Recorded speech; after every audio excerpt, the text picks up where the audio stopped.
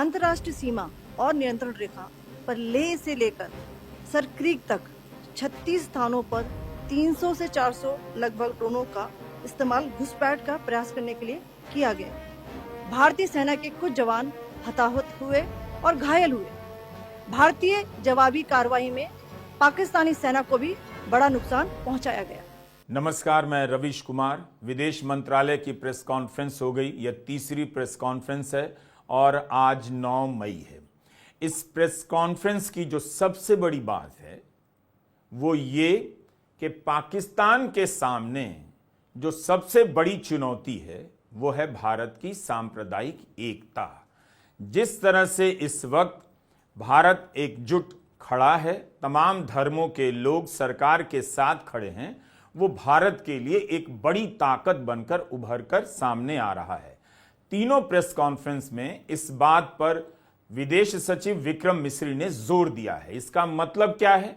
पहली press conference में उन्होंने नागरिकों ने जिस तरह से सांप्रदायिक मंसूबों को नकारा, आतंकवादियों के और पाकिस्तान के पहलगाम हमले से यहां हिंदू मुस्लिम दंगे शुरू हो जाएंगे, भारत में अराजकता छा जाएगी, वो सब यहां की जनता ने नाकाम किया। और 9 मई के प्रेस कॉन्फ्रेंस में भी विदेश सचिव विक्रम मिस्री ने इस पर जोर दिया कि पाकिस्तान कोशिश बहुत कर रहा है, लेकिन हमारी सांप्रदायिक एकता जो है, इस वक्त जो एकजुटता है, वो पाकिस्तान के लिए चुनौती बन गई है। लगातार आप इन बातों पर गौर कीजिए, इनका क्या महत्व है।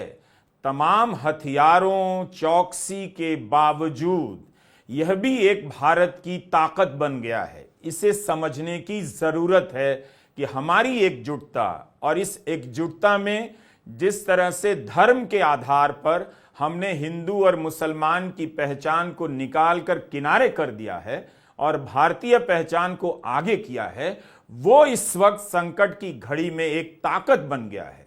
और पाकिस्तान उस दीवार को भेदने की बार बार कोशिश कर रहा है और नाकाम हो जा रहा है। अपनी इस कोशिश में पाकिस्तान ने इस तरह के भी आरोप लगाए हैं कि पुंछ में जो सेंट्रल गुरुद्वारा है उस पर जो हमला हुआ वो भारत ने कराए हैं।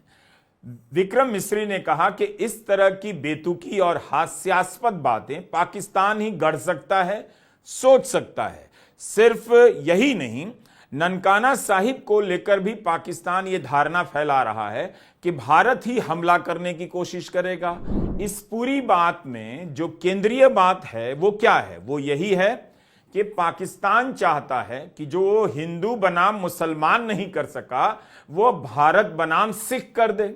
उसे सिख समुदाय की ताकत और एकजुटता पर भरोसा नहीं, शायद उसे अंदाजा नहीं कि हम सब कितने घुले मिले हुए हैं आपस में। तो पाकिस्तान इसकी कोशिश कर रहा है, जिसके बारे में विक्रम मिस्री ने बताया कि नाकाम हो रहा है और वो झूठ फैला रहा है। वो अपने आप को एक तरह से इस पेश कर रहा है जैसे वो कोशिश कर रहा है कि कहीं से कोई चिंगारी भड़क जाए जिससे हमारी एकजुटता बिखर जाए, और वो बिखर नहीं पा रही है। एक चुनौती बन गई है पाकिस्तान के लिए। This disinformation that is coming from Pakistan about India targeting the Nankana Sahib Gurdwara through a drone attack. This is again yet another blatant lie and part of Pakistan's disinformation campaign. As we saw in the Pahalgam attack, Pakistan is again trying desperately to impart a communal hue to the situation with an intention to create discord. Again, we are not surprised. India's steadfast unity in itself is a challenge to Pakistan.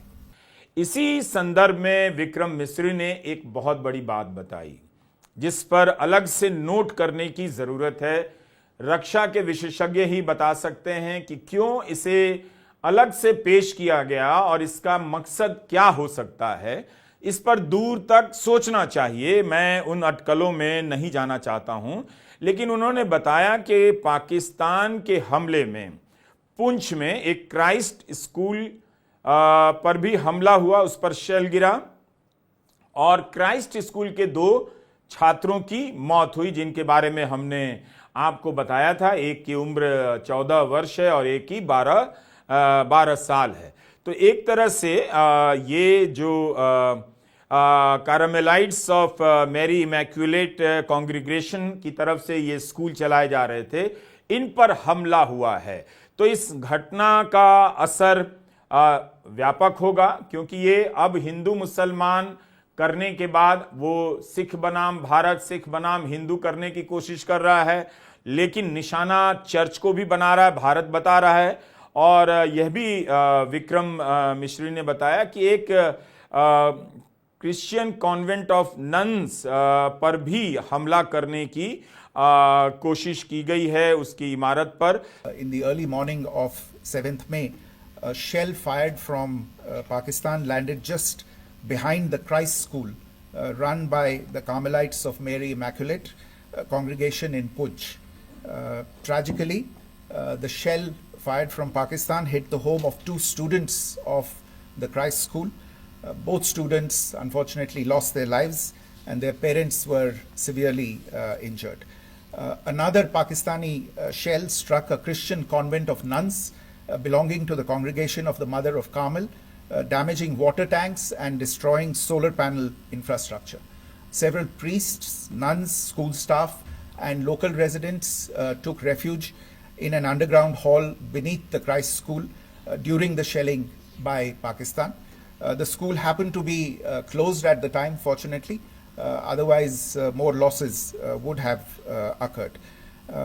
Again, we have seen the Pakistani side targeting and shelling places of worship with a particular design. This includes gurdwaras, these convents and temples. This is a new low even for Pakistan. तो एक तरह से पाकिस्तान इस तरह से अपनी जाल बिछा रहा है कि कभी चर्च, तो कभी मंदिर, तो कभी गुरुद्वारा, तो कभी हिंदू, तो कभी मुसलमान, इन सब बातों में हम सब उलझ जाएं।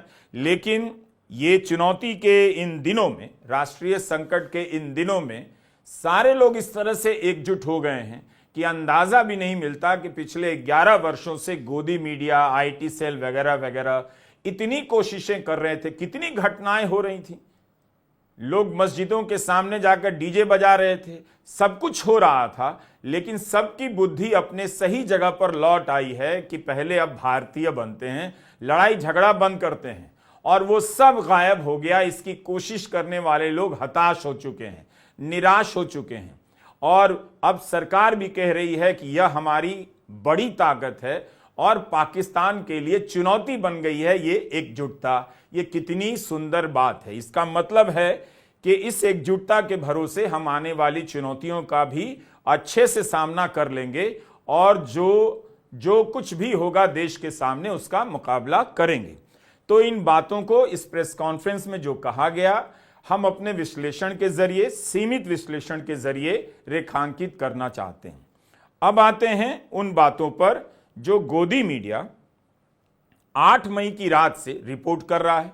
अनाप शनाप बक रहा है। कराची बंदरगाह तबाह हो गया, आधा पाकिस्तान साफ हो गया और पाकिस्तान के 5 शहर साफ हो गए। कोई कह रहा है पाकिस्तान के 26 शहर साफ हो गए। इस तरह की बेबुनियाद बातें गोदी मीडिया चला रहा है। उनके एंकर किस तरह से स्क्रीन पर कूद रहे हैं।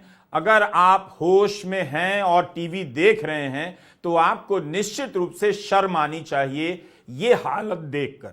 आप प्रेस कॉन्फ्रेंस देखिए, उसमें सेना की जो अधिकारी हैं, व्योमिका सिंह विंग कमांडर और सोफिया कुरैशी जो कर्नल हैं, उनकी भाषा देखिए। विदेश सचिव विक्रम मिस्री की भाषा देखिए, कितनी अलग और संयमित है। और इन न्यूज एंकरों को देखिए, इससे लगता है कि इन्हें ना बोलने की कभी ट्रेनिंग दी गई, ना इन्हें शालीनता से मतलब है, ना इन्हें सच से मतलब है। हमला किया जा रहा है, जवाब दिया जा रहा है, उसकी आड़ में ये माहौल बनाने में लगे हुए हैं। लेकिन अनाप शनाप बक रहे हैं, इतना ज्यादा बके जा रहे हैं कि इस प्रेस कॉन्फ्रेंस में सरकार ने उनसे बहुत बड़ी दूरी बना ली है।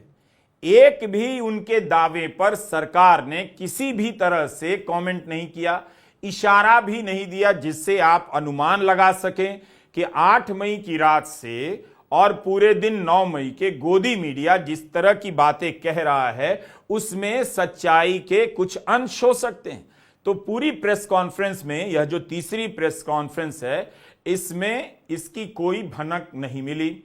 ना किसी पत्रकार ने गोदी मीडिया के किए जा रहे दावों को लेकर सरकार से पूछा, क्योंकि जो विदेश मंत्रालय को कवर करते हैं उन्हें पता है कि इस तरह की बकवास पर अगर वो सवाल लेने लगे, पूछने लग जाएं, तो प्रेस कॉन्फ्रेंस का समय चला जाएगा। हालांकि इस तरह के सवाल भी पूछे जाने चाहिए थे कि ये गोदी मीडिया इस तरह के जो बकवास कर रहा है उसकी क्या सच्चाई है। बहुत बड़ा नुकसान ये एंकर और ये चैनलों के मालिक देश का कर रहे हैं। इसे ऐसे समझिए कि भारत पूरी तरह से आज इस तीसरी प्रेस कॉन्फ्रेंस में भी इसी पर जोर दे रहा है कि वह युद्ध को उकसाने वाला देश नहीं है। जब उस पर पाकिस्तान उकसा रहा है उसकी तरफ से, तो भारत अपनी आत्मरक्षा में सिर्फ जवाब दे रहा है। भारत ने इस बात को भी रेखांकित किया कि पाकिस्तान अपनी हवाई सीमा में, वायु सीमा में नागरिक विमानों को उड़ने दे रहा है, जबकि भारत ने बंद कर दिया है क्योंकि हालात तनावपूर्ण है। इस तरह की मिसाइलें उड़ रही हैं जिससे नागरिक विमान निशाने पर आ सकते हैं, लेकिन भारत ने पाकिस्तान के नागरिक विमानों को निशाना नहीं बनाया। पाकिस्तान का गैर जिम्मेदाराना व्यवहार फिर से सामने आया। 7 मई 2025 को रात 8:30 बजे एक असफल अकारण ड्रोन और मिसाइल हमला करने के बावजूद पाकिस्तान ने अपना नागरिक हवाई क्षेत्र बंद नहीं किया। पाकिस्तान अपने नागरिक विमानों को ढाल के रूप में इस्तेमाल कर रहा है, जबकि उसे अच्छी तरह से पता है कि भारत पर उसके हमले से हवाई रक्षा की तीव्र प्रतिक्रिया होगी। यह भारत और पाकिस्तान के बीच अंतर्राष्ट्रीय सीमा के पास उड़ान भरने वाले अंतर्राष्ट्रीय उड़ानों सहित नागरिक विमानों के लिए सुरक्षित नहीं है। यहाँ स्क्रीन शॉट में पंजाब सेक्टर में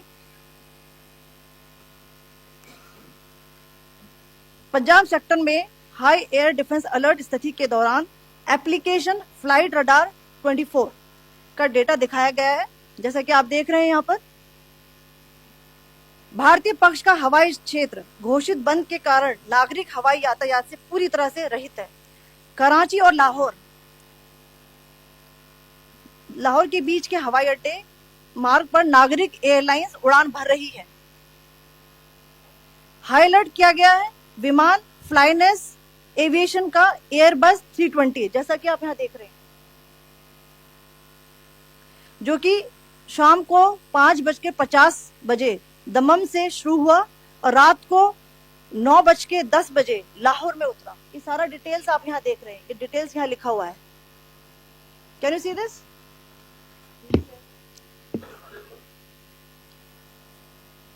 भारतीय वायुसेना ने अपनी प्रतिक्रिया में काफी संयम दिखाया और इस प्रकार अंतरराष्ट्रीय नागरिक विमान सेवा की सुरक्षा सुनिश्चित की। तो इस तरह का आचरण भारत का है। इस प्रेस कॉन्फ्रेंस के भीतर जो बातें कही गई हैं वही मैं बता रहा हूं। तो इसका मतलब यह है कि भारत जोर दे रहा है कि तमाम तरह के उकसावों के बाद भी हम युद्ध के पक्ष में नहीं हैं। आतंकी ठिकाने पर कार्रवाई हुई है, उसके बाद पाकिस्तान जो हमला कर रहा है उसका जवाब दिया जा रहा है। लेकिन प्रेस कॉन्फ्रेंस में जो हमले के स्केल के बारे में बताया गया, बहुत ही संक्षिप्त तरीके से बताया गया। लेकिन इस वक्त की जिम्मेदारी यह बताई जा रही है कि आप अटकलें ना करें। और सही बात है, हम YouTube चलाते हैं और हम विदेश मंत्रालय के अफसरों से तो मिलते नहीं, सैनिक रक्षा मंत्रालय के अफसरों से तो मिलते नहीं, तो इसलिए ऑफ रिकॉर्ड भी हमारे पास जानकारी नहीं होती। इसलिए हम जैसे लोगों को भी थोड़ा संवेदनशील और सतर्क होना चाहिए कि हम अपनी अटकलों में गोदी मीडिया में चल रहे विश्लेषणों को शामिल ना कर लें गलती से भी। अगर उनके विश्लेषणों के आधार पर हम अटकलें लगाने लग जाएं, विश्लेषण करने लग जाएं, तो उनकी सारी गलतियां हमारे आटे में भी मिल जाएंगी।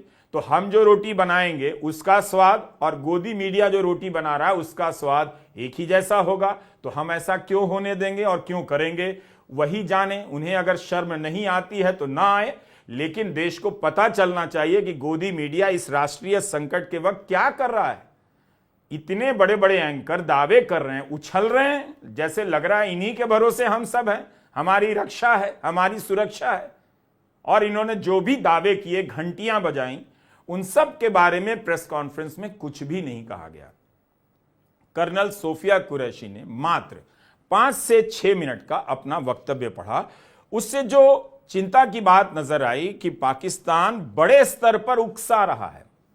आपको एक पंक्ति में कहा जाए कि पाकिस्तान उकसा रहा है, हमला कर रहा है, लेकिन जब आपको यह बताया जाए कि पाकिस्तान जो है वो लगभग 36 स्थानों पर, अंतर्राष्ट्रीय सीमा पर और नियंत्रण रेखा पर, लाइन ऑफ कंट्रोल और इंटरनेशनल बॉर्डर पर 36 स्थानों पर 300 से 400 ड्रोन का इस्तेमाल किया पाकिस्तान ने।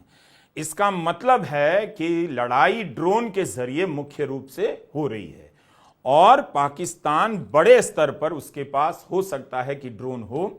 ये कैसे आया, किसने दिया, ये सब जो हथियारों के विशेषज्ञ हैं वो बताएंगे, इसकी जानकारी मुझे नहीं है। 8 से 9 मई 2025 की मध्य रात्रि को पाकिस्तानी सेना ने सैन्य बुनियादी ढांचे को निशाना बनाने के इरादे से पूरी पश्चिमी सेना पर भारतीय वायु क्षेत्र का कई बार उल्लंघन किया। यही नहीं, बल्कि पाकिस्तानी सेना ने नियंत्रण रेखा पर भारी कैलिबर वाले हथियारों से गोलीबारी भी की। अंतर्राष्ट्रीय सीमा और नियंत्रण रेखा पर लेह से लेकर सरक्रीक तक 36 स्थानों पर 300 से 400 लगभग ड्रोनों का इस्तेमाल घुसपैठ का प्रयास करने के लिए किया गया। भारतीय सशस्त्र बलों ने काइनेटिक्स व नॉन काइनेटिक साधनों का उपयोग करके इनमें से कई ड्रोन्स को मार गिराया। इतने बड़े पैमाने पर हवाई घुसपैठों का संभावित उद्देश्य वायु रक्षा प्रणालियों का परीक्षण करना और खुफिया जानकारी इकट्ठा करना था। ड्रोन के मलबे की फोरेंसिक जांच की जा रही है। प्रारंभिक रिपोर्ट्स से पता चलता है कि वे तुर्की के असीस गार्ड सोंगर ड्रोन्स हैं। इसके उपरांत रात में पाकिस्तान के एक सशस्त्र यूएवी ने भटिंडा सैन्य स्टेशन को निशाना बनाने की कोशिश भी की, जिसे पकड़ा गया और उसे निष्क्रिय कर दिया गया। पाकिस्तानी हमले के जवाब में पाकिस्तान में 4 हवाई रक्षा स्थलों पर सशस्त्र ड्रोन्स लॉन्च किए गए। इनमें से एक ड्रोन एडी रडार को नष्ट करने में सक्षम रहा।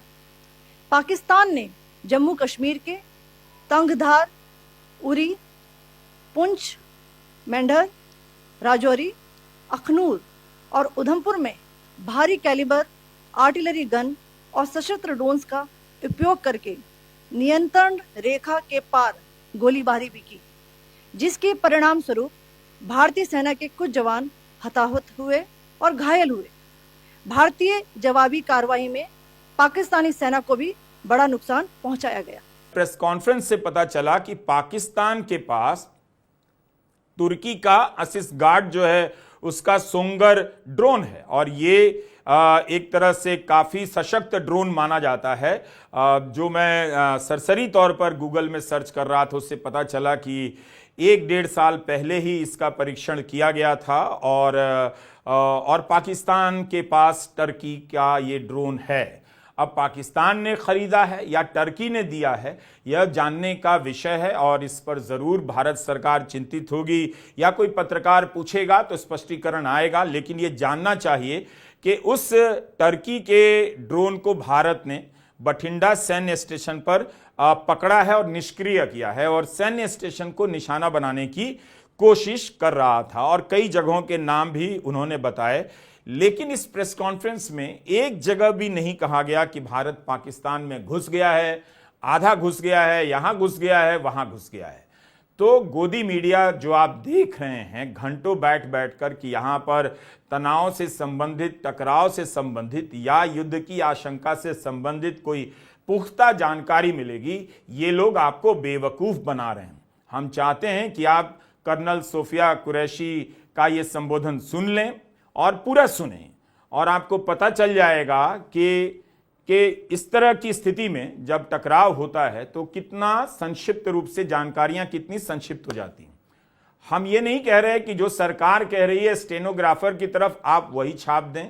हम ये कह रहे हैं कि उसके अतिरिक्त जो आपके पास जानकारी है, अगर आपको उस पर भरोसा है तो उसे विश्वसनीय तरीके से पेश कीजिए, जिम्मेदारी से, पत्रकारिता कायदे के हिसाब से पेश कीजिए, जिससे लगे कि हां, एक पत्रकार, एक चैनल का संपादक, एक एंकर जो रक्षा विभाग के अफसरों से मिलता जुलता है, सेना के अफसरों से बातें कर रहा है। हमसे तो कोई बात करता नहीं, तो हम तो नहीं दावा करते हैं। इसीलिए नहीं दावा करते कि हमारी जानकारी वहां नहीं है, ऑफ रिकॉर्ड भी नहीं है, ऑन रिकॉर्ड भी नहीं है। तो जो बाद में जानकारियां आती है, देख रहा हूं उन तथ्यों को मिलाकर जो मीडिया में कहा जा रहा है, उसका विश्लेषण पेश करता हूं। तो मुझे अपनी हदें मालूम हैं कि इस वक्त अगर मैं चैनल में कहीं रहता, मेरे इस तरह के संपर्क होते, तो जरूर सरकार जो कह रही है उससे अतिरिक्त बातें भी बताने का प्रयास करता, मगर बिल्कुल पेशेवर तरीके से। इस तरह से नहीं कि कुछ भी हम दावा कर दें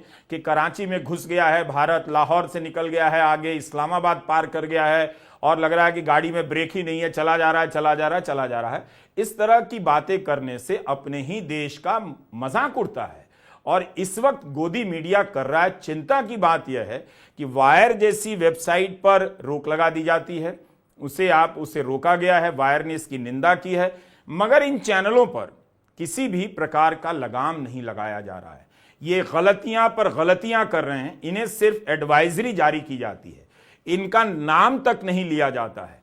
ये एक बड़ा सवाल है जो नागरिकों को सरकार की तरफ देखते हुए पूछना चाहिए कि ये चैनल किसके दम पर, किसके बूते पर लगातार अनाप शनाप झूठ फैलाए जा रहे हैं, जिससे जनता में अफरा तफरी की स्थिति बनती जा रही है। बेचैन हो रहे हैं लोग कि सही क्या है। वो किसी भी चैनल पर जा रहे हैं, एक चैनल कह रहा है 5 शहर में घुस गए, एक चैनल कह रहा है 25 शहर में घुस गए। तो ये अंतर कहां से आ रहा है, 5 और 25? कोई तो हिसाब होना चाहिए, लेकिन नहीं है। तो कर्नल सोफिया कुरैशी का आपने ये वक्तव्य सुना और विदेश सचिव विक्रम मिस्री का वक्तव्य आपने सुना, जिन्होंने इस बात को रेखांकित किया कि हमारी एकजुटता पाकिस्तान के लिए चुनौती बन गई है। तो एक बने रहिए, इसी से आधा नहीं पूरा काम हो जाएगा। नमस्कार, मैं रवीश कुमार।